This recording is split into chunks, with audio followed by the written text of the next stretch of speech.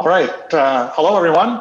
Welcome to Open Hardware TV, Season 1, Episode 6. We're pleased that you can join us today. We're going to be talking about the formal verification methods that we used in verifying our CORE-V CVE4, open source RISC-V core. And as we've done with previous episodes, we record the content, pre-record the content, which we'll live stream now, and to improve the quality for the attendees. All of the speakers in the pre-recorded content are here today. So if you are seeing the gallery mode, all the guys are live. We're all watching the live stream together with you, the attendees. Enter your questions in the chat box along the way, and we'll come back after the pre-recorded content. There's about 30 minutes of pre-recorded content. We'll come back live at the end of that and take your questions and have a live Q&A discussion at the end. So with that, here comes the live stream of the episode, and thanks for joining us. Hello, everyone. Welcome to Open Hardware TV, Season 1, Episode 6. Today's episode is focused on the formal verification methods that we applied to our CORE-V verification test bench, and in particular against the CVE4 core. The outline for today's episode: I'll provide a brief overview of open hardware and the projects that we have underway. And then we'll bring in Mike Thompson, part of our open hardware staff, to give us a quick overview of the full test bench, followed by Ashish Dabari from Axiomized to talk about the tools, the formal tools that they applied to the verification of our core. And then Sven Beyer from OneSpin to talk about their formal tools and the work that they did as part of our the verification work for the CORE-V core. But first up, I'm going to give an overview of the Open Hardware Group.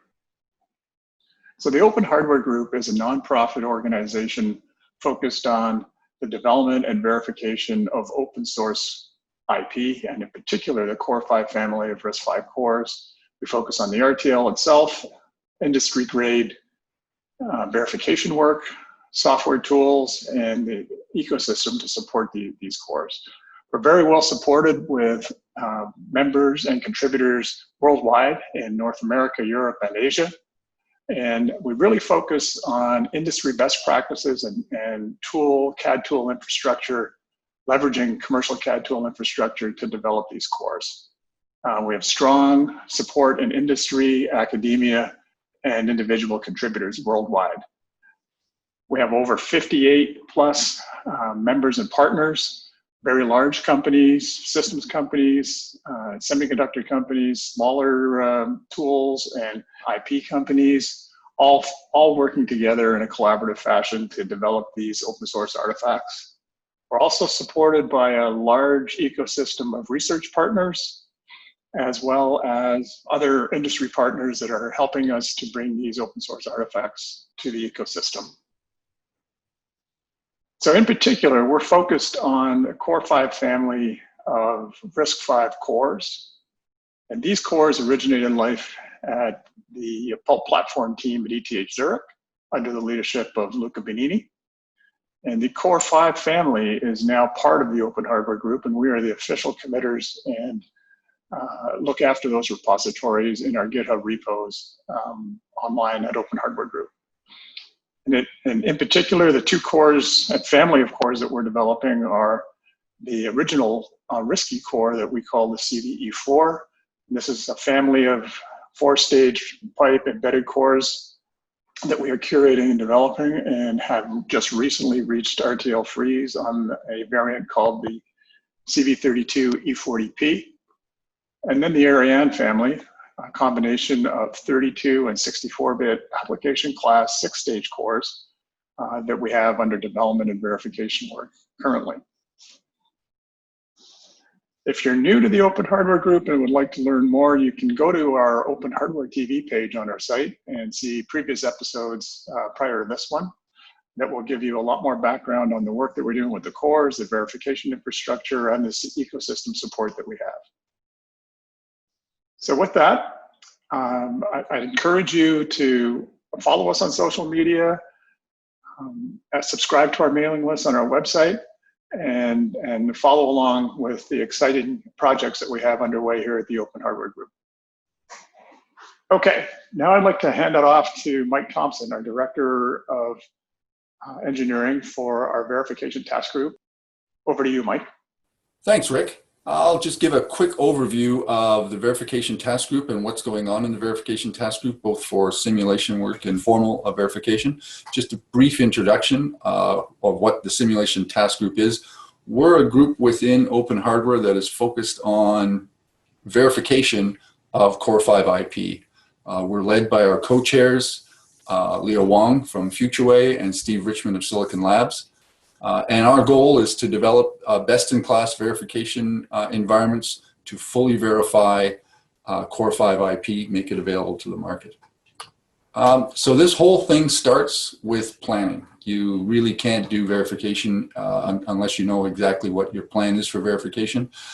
So we have lots of verification plans. A key attribute of our verification plans is we have separate verification plans for formal verification and for simulation verification. And that way we understand exactly where things are happening, what's being done in formal, what's being done in simulation.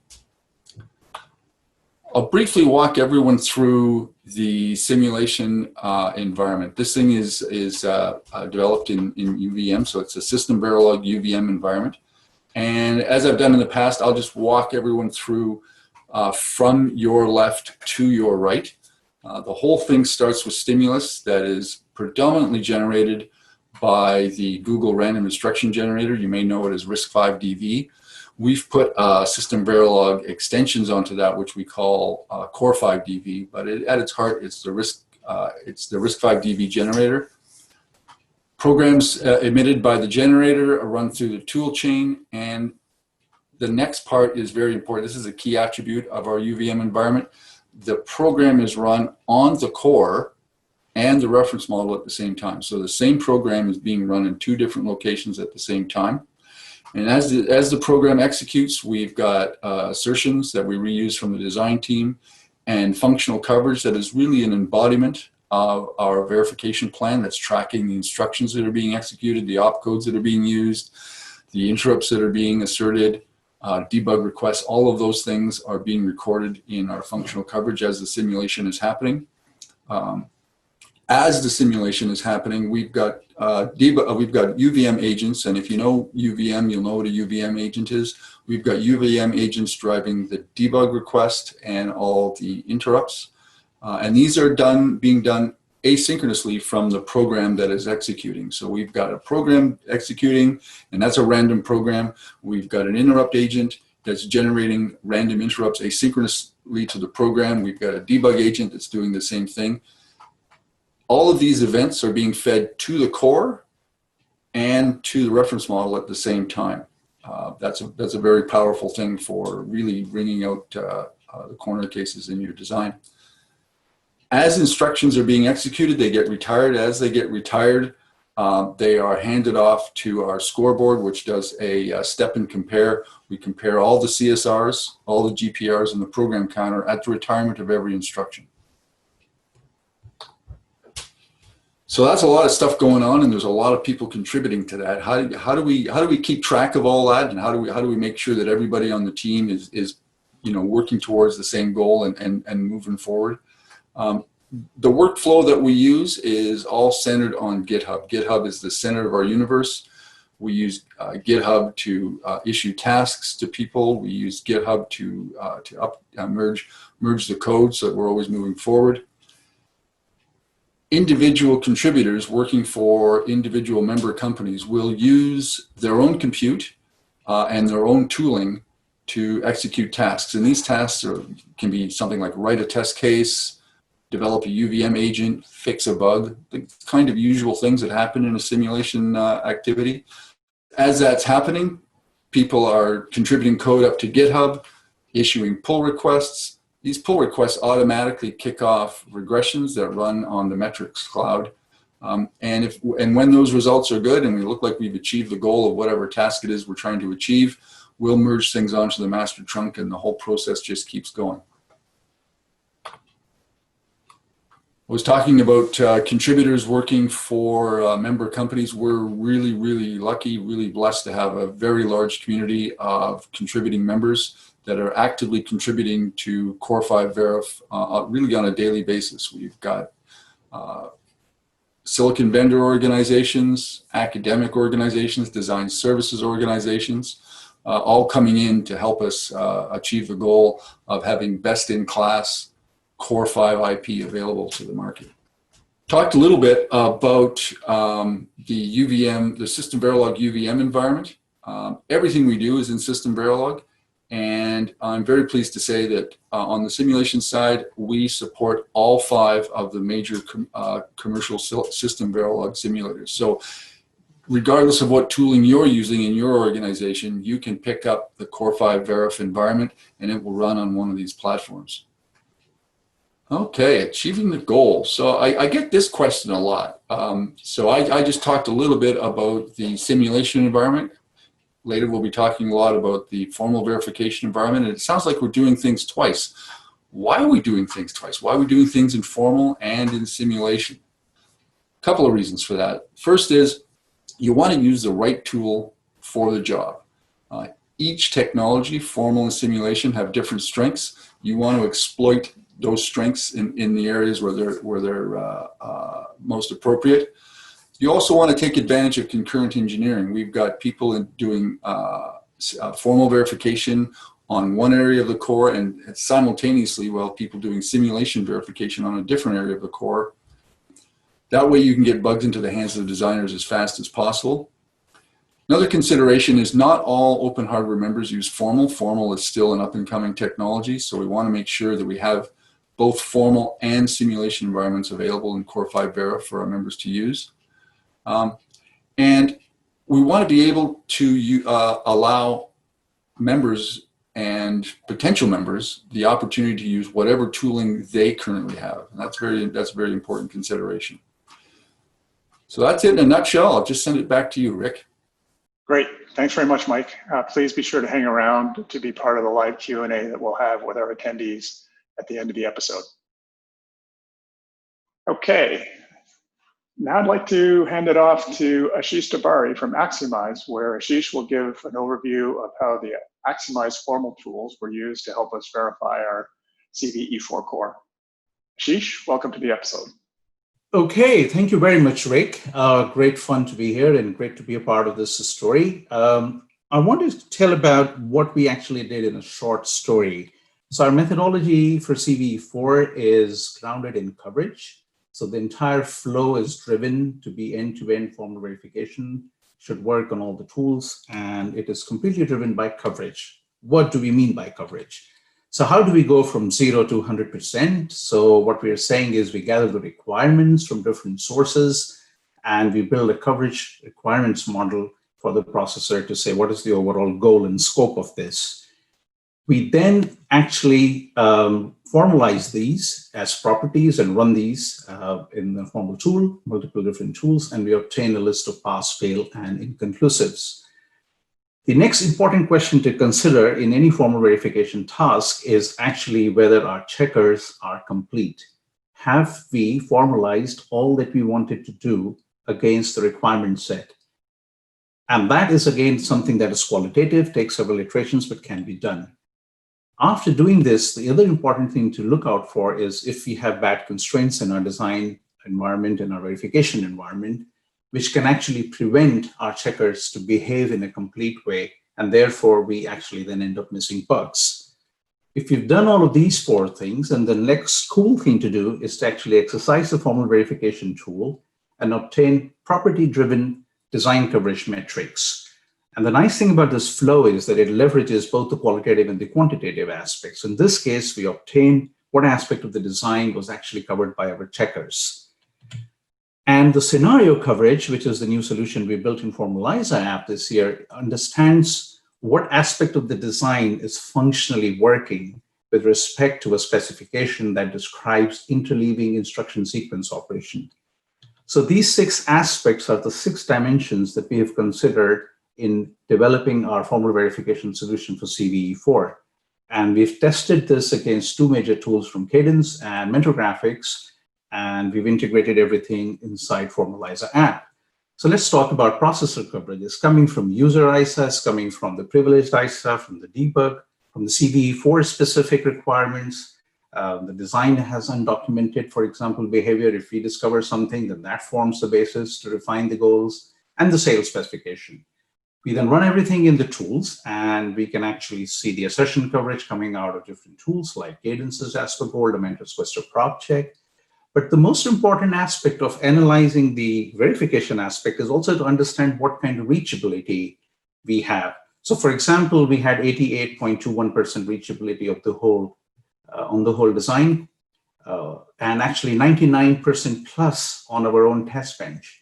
So this tells us that our test bench is not massively constrained. It hasn't got any dead code. The design does have dead code because of missing FPU, which is not part of the design, but has got design code.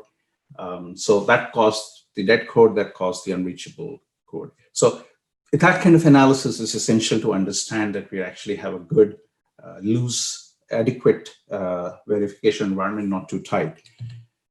Checker coverage is an amazing artifact that could be obtained from running a tool simply by saying, tell me against which checker, what kind of design was actually reachable. We've actually built a whole list of these dashboards. And this is the one that shows on the whole design what aspect of the design was actually covered, showing about 61% of the CSR, which again is down to the pulp extensions in FPU. Other than that, there's nothing really weird going on in the design, I can tell you that. The thing is, all of these design coverage aspects, assertion coverage, talk about things that we can verify. But what happens for things that actually haven't been implemented? How do you verify that? And the only way you can do this is to prove that they're never implemented. For example, we proved that for loads and stores, misaligned address lookups don't raise exceptions. So we went about modeling all of this code and actually proving that the different exceptions are not raised. And we did this for other instructions as well. And the beauty of this is that this now gives us the ability to go and refine our original processor coverage targets with respect to the CVE4 specific requirements. So this alignment is an ongoing process during the verification, but it's fun to be able to do that. So don't take any of these metrics as absolute, as some of these are proof core driven, or cone of influence driven, or mutation driven, but nevertheless, these metrics do highlight any blind spots. Scenario coverage, as I said, is a way of understanding what instruction sequences are possible. So an architect could actually ask you to visualize, can an OR instruction work correctly if it was preceded by a sub-instruction 2 times consecutively or non-consecutively, and after the OR instruction was issued in the pipe, a cycle later, an AND instruction was issued once. And this would be an entry in an Excel spreadsheet, for example. And this would provide you an ability to prove that OR instruction works correctly in this directed specific sequence manner, but also visualize that actually interesting artifacts like data forwarding work correctly for an OR instruction, but also other instructions that we could write in the spreadsheet. So for CVE4, we created multiple different requirement sheet, and this is one example that we have. Actually, this is coming out of a 2-page sheet for 84 of these different permutations of different instructions, and it spits out about 800 plus checks, which we can then prove. And it doesn't take that long, about 2 hours or so. In a nutshell, we do have an end-to-end vendor-neutral solution for formal verification. We have about 27,000 properties, including coverage targets, covering user and privileged ISA. We do have extensive set of deadlock checks, protocol checks for I-side and D-side and X checks. We don't have any inconclusive proofs. We don't have that problem that a lot of people have, but we have invested in heavy engineering to make sure we don't have that problem. Runtime is about 6 hours to get these end-to-end proofs of compliance with no cut pointing or black boxing. So we have been providing feedback to Mike, who's been managing this project. And since 16th of July, every week we were running the latest master and giving back the logs. We did identify interesting issues in ISA, in the RTL, in TestBench itself, in the documentation world. It's all there on GitHub. There isn't much time to go into more deep here. We do have a talk in RISC-V Summit coming up next month, where we do go deeper into some of these issues. But feel free to touch base with us, and we can explain more. And the proofs were basically run against multiple commercial formal verification tools. We did identify tool glitches, and we were able to resolve them. But the good thing is we were also able to compare that the tools were yielding the same results. So on that note, I would like to stop, and I would like to thank Rick and hand it over to him. Thank you very much. Great. Thanks very much, Ashish. Please stay with us and participate in the live Q&A at the end of the episode.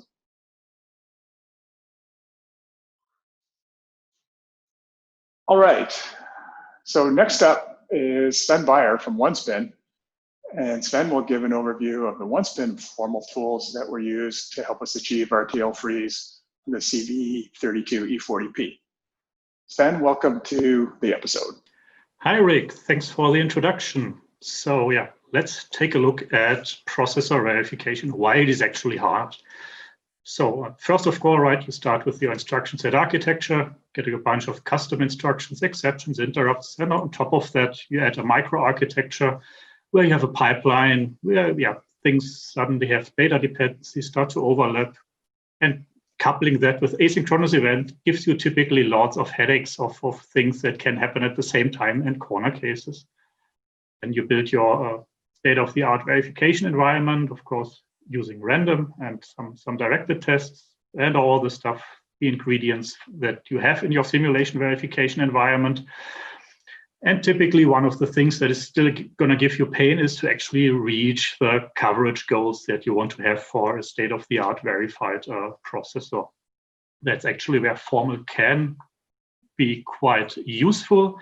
So we have, from our customers reports on actually being able to reduce the verification effort quite a lot by bringing in the formal side with some automation, by making use of the fact that bugs found in formal are typically with very short and precise traces, just a few cycles, making it pretty easy to understand and fix the problems. And of course, with the exhaustive nature of formal, it allows you to accelerate your coverage closure. But of course, it's not only that, it's not only the performance side. The other usual thing that formal is going to give you is the quality side of things, because formal is exhaustive. So you really have a technology there that gives you systematic detection of corner cases that you have to be really lucky to actually hit in simulation. And of course, the other thing that formal can give you on the exhaustive side is actually a proof that there is no other functionality in your core, which is something you just cannot really achieve in simulation-only flows. Now, how does OneSpin's involvement in the RISC-V movement look like? So, of course, we have been investing in building what we call our processor integrity solution, where we're still very much in active development, and I'm going to highlight this a little bit more, of course, on the subsequent slide. On the community side, of course, we are a voting member of RISC-V International. We are also a contributor here for the Open Hardware Group, where we do formal work on the CORE-V, and there's a funded project like Scale4Edge, where we also make quite some contributions on the RISC-V side of things. And on the customer base side, we have quite a few customers that actually have been using OneSpin tooling and methodology for processor verification for quite some time in the automotive space. And also more recently inside the Department of Defense area, where RISC-V and also the trust topic has become quite important. So ensuring that this particular core does not contain any undocumented functionality. Now, this processor movement at OneSpin actually has been going on since the inception of OneSpin in 2005, with quite a few heads involved in the team. And the customer presentations essentially that I alluded at, I'm listing here in a little bit more detail so that you can read up all the details. And finally, the one presentation that is actually really focused on the new stuff for RISC-V and on the automation, which was presented at GOMAC Tech, where the focus is really on trusted side of things. Now, how does the formal verification solution at OneSpin look like for processors? So of course, it's building on a formal model for the RISC-V ISA, including the privileged specification.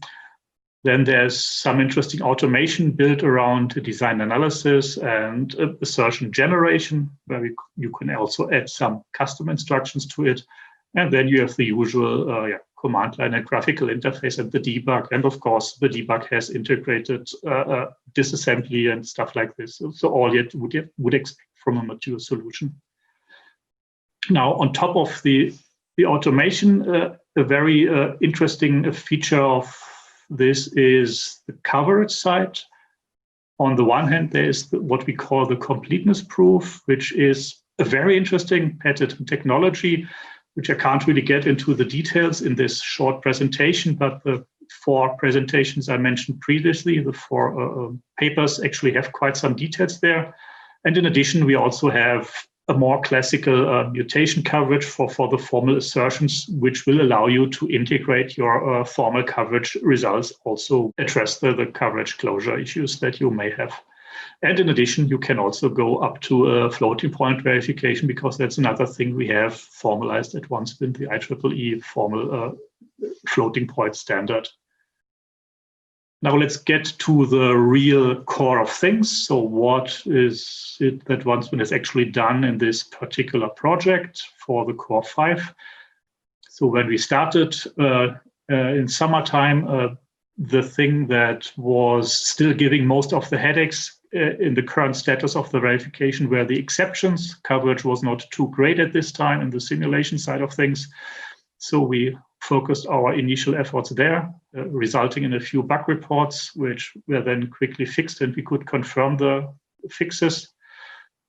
Then, of course, by applying our standard RISC-V ISA-based verification, we could also identify a pretty interesting corner case where lots of things came together for one particular combination of instructions, exceptions, and interrupts, and stalls, and data dependencies.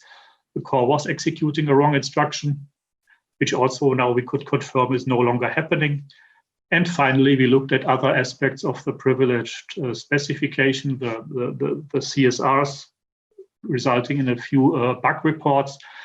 And while doing this, we also were wondering about the existence of one registers in the CORE-V. And before actually reporting this to CORE-V, we consulted with the RISC-V ISA and got a clarification on the RISC-V ISA manual, and also a clear bug fix on the SAIL formal model side of things, because there also the existence of the CSR was not handled perfectly. So you can read up all the details on the corresponding GitHub links. And of course, credit where credit is due. So the team that was actually mostly involved in this was on the planning and management side, Nikolai, who of course is also a RISC-V and processor expert.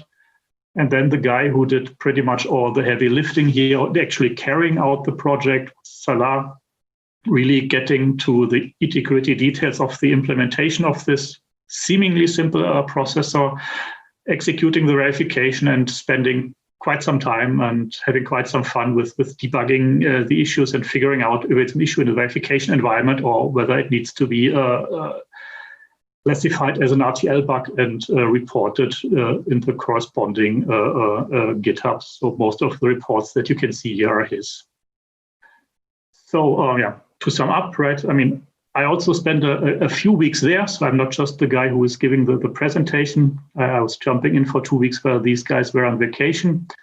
And before giving back to Rick, a quick reminder that there is a joint tutorial between Open Hardware, Scilabs, and OneSpin about the CORE-V verification. It's a 1-hour slot, so there you would get quite a lot more details on the verification side in general, but also on the formal side of things. So with that, back to you, Rick. That's great. Thanks very much, Sven, and thank you for your contributions. Please stay with us, and we'll hand off to the live Q&A session with questions from the attendees. Thank you. All right. So we have a number of questions that have come in over the chat box, which will, I'd like to encourage you to continue to add more questions to that. You can certainly come off and raise your hand, and our our webinar host will enable you, if you want to come live and ask a question, you're able to do that. I've asked each of our speakers to turn their cameras back on and their microphones back on, and we'll have a dialogue around some of the questions that took place on the chat box, some of which have been answered via text in the chat box, but we'll probably bring those back forward again to have more of a discussion around them as well, because some of them get kind of juicy. So first up, there was the question around, boy, how long does it take to run through, the formal proofs for the core? And I know that both the axiomized environment and the one-spin environments are different, quite different. But nonetheless, you've each had experience at formally verifying the whole core with your tools. So maybe we'll start with you, Ashish. When you run your formal proofs through, regardless of which tools you're using, whether it's a cadence environment or synopsis environment, when you're running your formal proofs and exhausting them, how long does that take to run on? And maybe describe the compute environment that you're using as well. But you're on mute, I think, Ashish. There we go. Can you hear me? Yeah, sorry. So in our case, it very much, as Rick said, depends on the compute infrastructure and also in some case the quality of the underlying formal verification tool.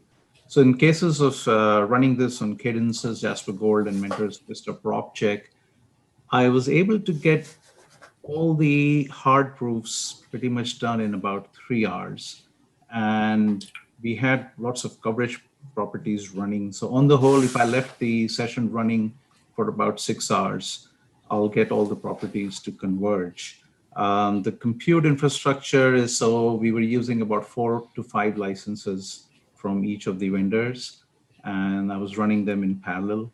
And the machine was a fairly decent compute server with tons of RAM and 10s and 15s of CPU cores. So not a giant machine, but a decent sized machine.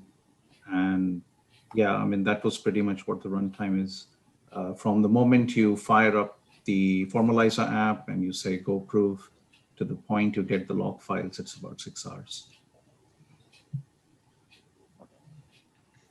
Sven, what's your take on that question? Well, I mean, we have seen actually, the more we added then to the verification, of course, the longer things started to take. And at the end of the day, I think I'm just going to report what I call sequential runtime, right? So if you just have a single license and run everything, one after the other, I think it would be something around 2 days. But of course, with corresponding parallelization or whatever, right? You can get to the results a lot faster.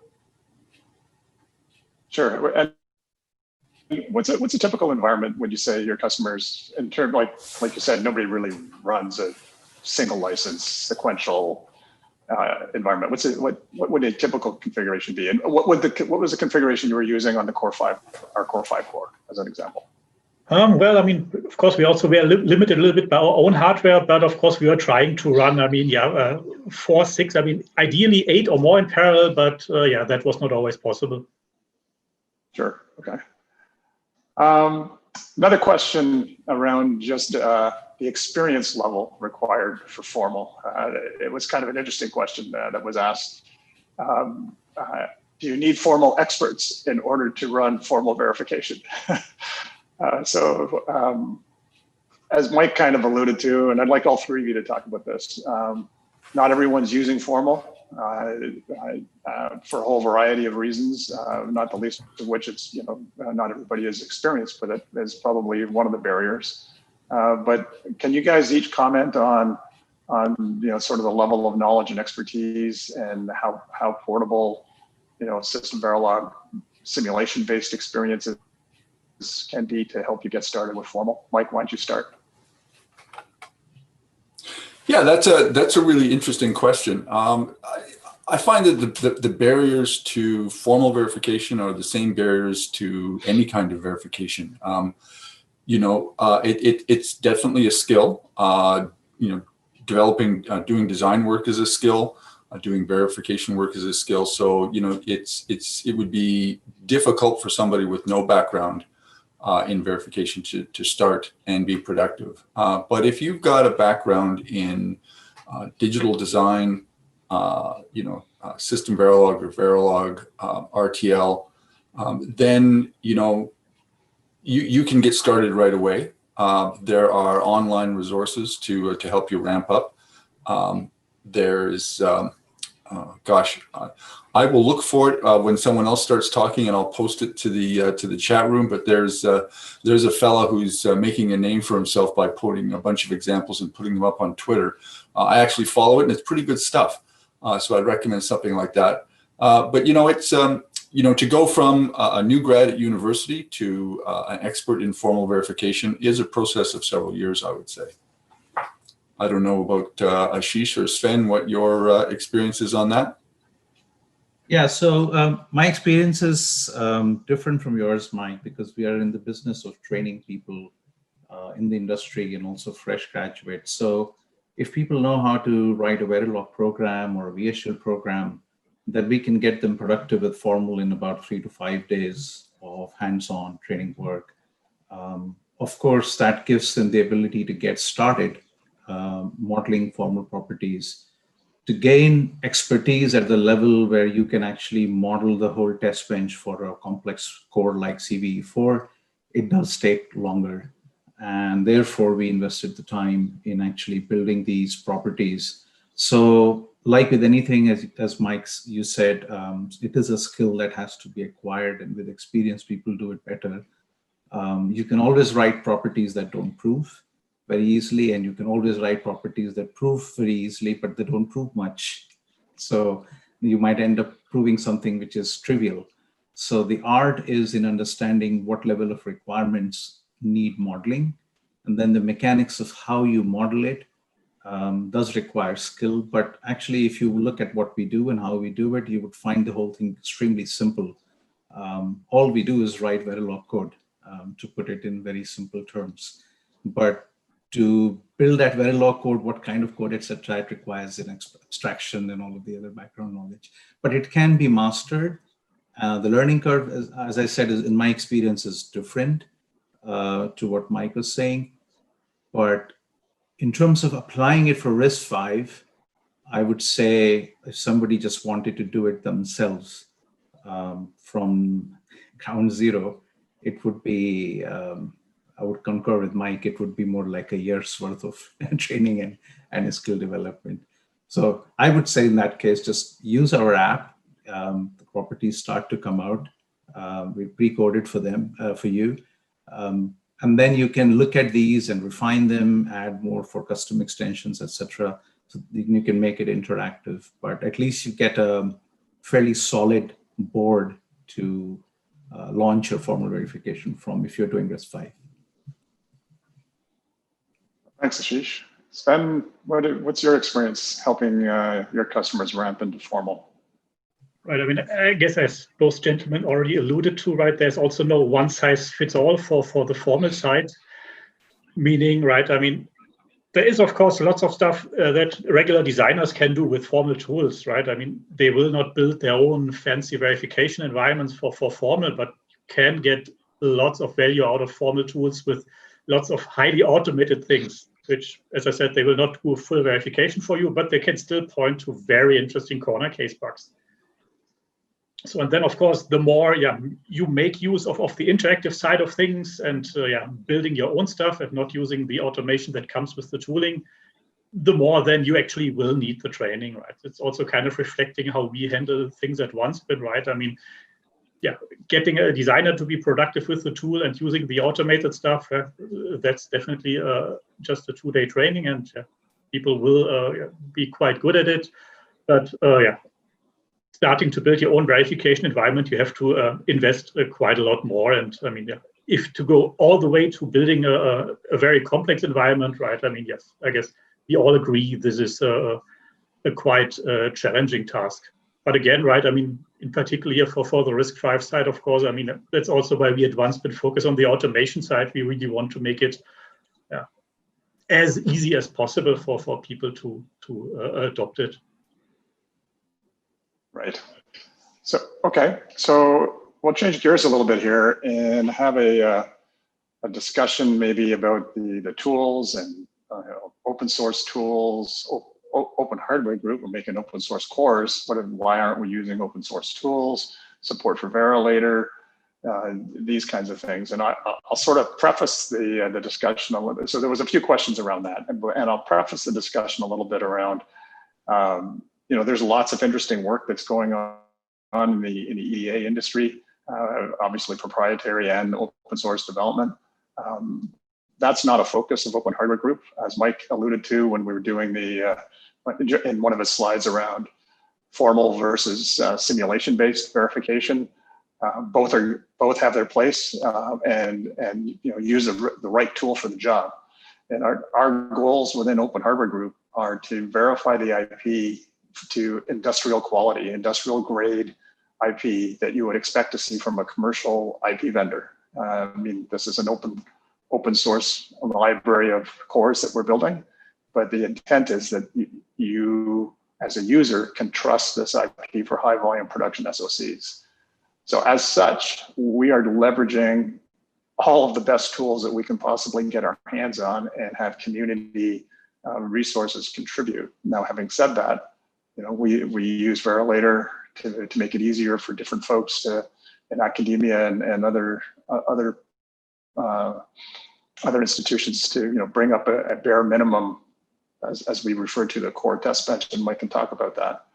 But in your experiences, obviously you have we have commercial CAD commercial formal companies on this panel, and Mike's a user of tools. So the three of you, in your experience, the state of where open source tools are, how folks can leverage them, what the appropriate mix is of commercial support, and in the end, we're all after 100% coverage driven verification of our IP and being able to get there.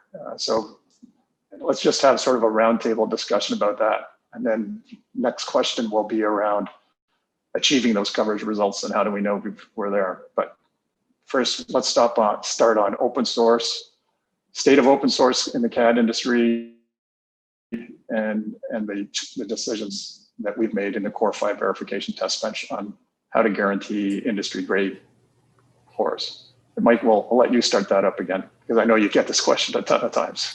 I get this question a lot, and it's a really good question. So there is, you really want to start with, there's an old thing from the 90s saying, start with the end in mind. For open hardware, the end in mind, the end is to achieve complete verification of our RISC-V IP.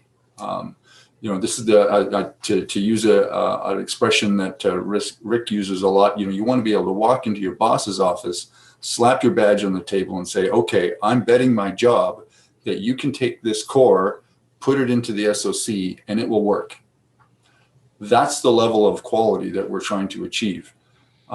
There are a lot of really good open source verification tools out there. I can think of things like Verilator, Icarus Verilog. On the formal side, there's a tool called Yosis. These are great tools. I have them all on my computer at home, and I use them all on a regular basis. They're not yet there at the stage where you can basically fully verify something as complicated as a CV32E40P, the CORE-V IP that we're delivering, and subsequent designs. A lot of people will take exception to that. I can't prove that that's true, but I've been doing this for a long time, and there's a reason that System Verilog exists. There's a reason that formal verification exists, and that there are expensive tools around this. And the reason is they work, and if you don't use them, more often than not, you will have bugs in silicon. So I just don't believe that you're going to go to commercial grade IP with non-proprietary solutions for your simulators or your formal tools. That's one man's opinion, but I'm pretty adamant about that one. So Ashish, how do you line up on this one? Well, I have to agree with you 100% on this. So we are partners with Symbiotic EDA and looked at YOSIS, and it's a great tool. But there is so much going on when we're doing just formal verification. For example, how do we treat the semantics of X's? How do we treat the semantics of eventually operators? How do tools interpret multi-clocking constructs? What aspect of coverage works with liveness operators, without liveness operators? There is so much detail that never gets discussed when people talk about different tools. We have used the big three tools, and up until the beginning of this year, even OneSpin tools. And I have worked in OneSpin before, and I kind of know what goes on in OneSpin to make this tool, and I have a very good idea of how big the R&Ds are in the big three companies. Despite all this investment that these companies have made, I often find these tools have glitches. We encounter performance issues. It just goes on to show how hard the problem of making a good, solid tool it is. So I would love the open source tools to be as good as the commercial tools, and I would love promoting them and using them. Of course, we are completely independent and vendor neutral. We have no agenda here in supporting one vendor or the other. But if I have limited time and I have, as Mike said, goal-oriented approach in targeting the verification collateral, then there is only so much time. I mean, just imagine the time it takes to debug stuff. I mean, if I don't have Jasper Gold sitting on my desk doing debug, I mean, I'm not sure what I'm going to do. If I don't have prop check running different stuff on properties that I love it for, I mean, it's just trying to make myself efficient. I've done VC Formal a lot. That has some good features. OneSpin has some great coverage tools. So, I'm kind of pampered. If I have access to all the tools, I would just like to use them in a fair way. There is really no other agenda but demonstrating, as Mike said, that have we missed the bug or have we covered everything? That's all I am after. And if any tool that is thrown at me works, I will use it. But at the moment, I don't think the open source tools, in fact, in the model checking world, YOSIS is not the only open source tool. There are lots of academic tools that are open source and are available, but they're not going to verify codes like CVE4. It's going to be a different piece of work trying to use those university tools.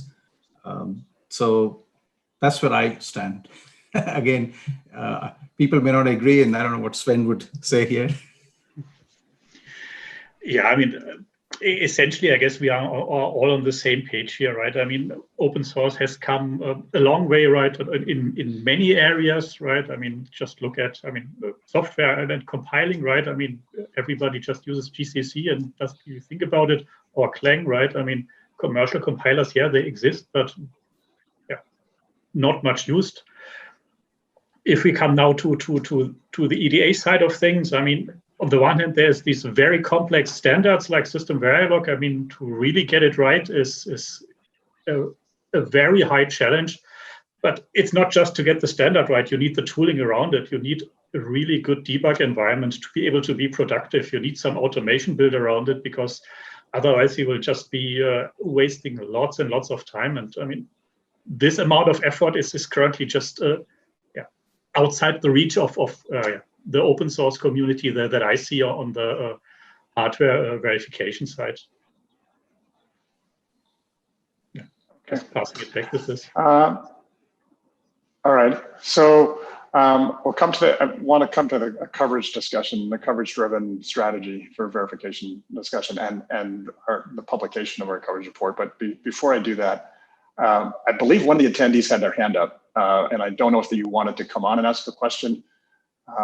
I didn't see that in time, and I'm sorry. And so if you want to put your hand back up again, we can figure out how to get you on with our host who's running the webinar.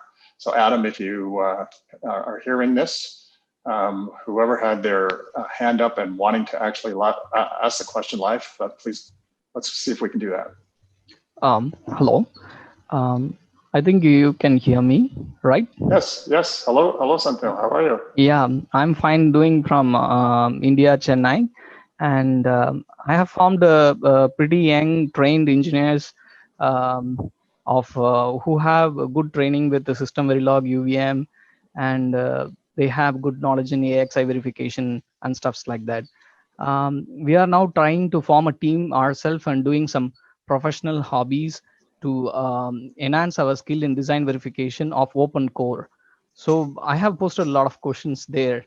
uh, I just want to ask to the panelist how to start with the verification as a hobby for open hardware. So I just want to clarify, when you say open core, are you referring to the CORE-V cores within the open hardware Yeah, group, or are you referring to other cores? yeah. Say for example, RISC-V core. Like our two agenda is to take a simple RISC-V core, then develop a verification platform. And so how to develop these kind of a verification platform, how many engineers we need, what should be the experience, and what should be the time plan, because we are thinking of like 1 or 2 years of continuously putting these efforts. Well, I'm going to start with a couple of maybe, well, not maybe, opinionated statements. and then you know, we'll let Mike and Sven and Ashish join in.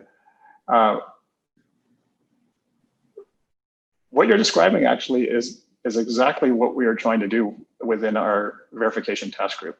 Create an industry-grade verification test bench that anyone can use to verify RISC-V cores. Obviously, we're using that test bench to verify the CORE-V family of RISC-V cores here at the Open Hardware Group. And there's a number of cores that are going to be on that roadmap. We plan to reuse many aspects of the test bench. Clearly, you have to change, you know, that it's a new DUT, it's a new device under test. So you have to change the DUT environment, you have to change the model you're comparing to as you swap out a different core. But the overall construct of a system Verilog UVM-based test bench that we have is going to get reused over and over again. And pretty much before you decide, or as you're deciding your strategy around what you think you're going to build for a test bench, you're typically going to make a decision around the languages that you're going to use. You know, and once you go down that path, so we made the decision around system Verilog UVM, because that's how all of the major semiconductor companies go to high volume production. They're known good golden tool chain that they use to sign off, you know, SOCs to production. Generally speaking, our system Verilog and UVM based.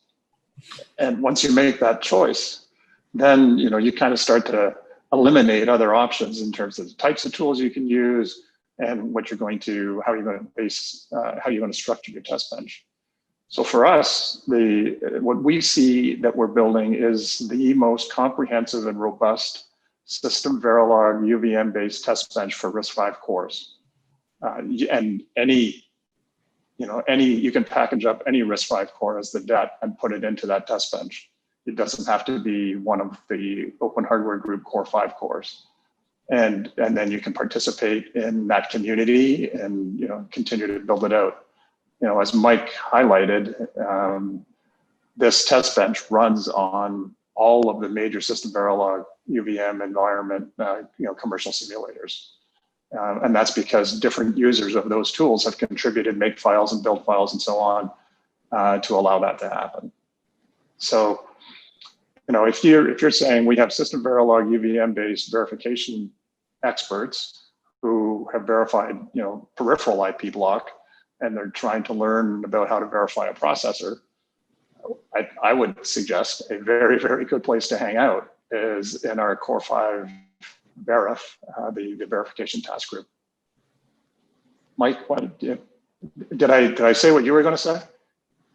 Yeah, pretty much. I don't really have anything to add to that. Here's what I would recommend. Google CORE-V, CORE-V-Verif. Just Google that phrase. That'll get you to a GitHub repository. The first thing you can do there is read the verification strategy, read the verification plans, read the READMEs, and try to get something up and running.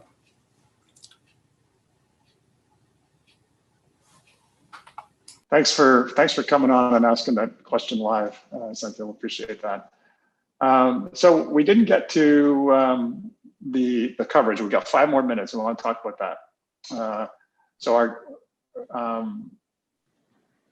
if you do go look at those repos that Mike just pointed out, you'll see that this is a coverage-driven strategy, and we publish. Ashish mentioned the Jasper Gold tool. We publish the coverage results for this work on our GitHub repos. So if you go to that repo that Mike mentioned, you'll see in the README the link to get to sort of the weekly reports for our coverage data. We had a question during the panel, or during the live stream of the recorded content around, are we there yet? Do we have 100% coverage? And there's a number of factors that we're close. We're just about wrapped up, but there's a number of factors around code coverage, functional coverage, et cetera. So Mike, I'll let you start again. We'll go to Sven next, and then Ashish, just talking about the coverage reports and what we're actually tracking in those reports and how we're doing. So Mike, you want to start there, and then we can hand it off to Sven, and then Sven can hand it off to Ashish. And we've got just a few minutes before the top of the hour. So I'll stop talking now. Okay, this is my favorite topic. I wear 2 hats. One is an engineer's hat that actually sits down and writes code and does work. And then I wear a management hat, and the management hat is always asking, are you done? Are you done? Are you done? How do you know you're done?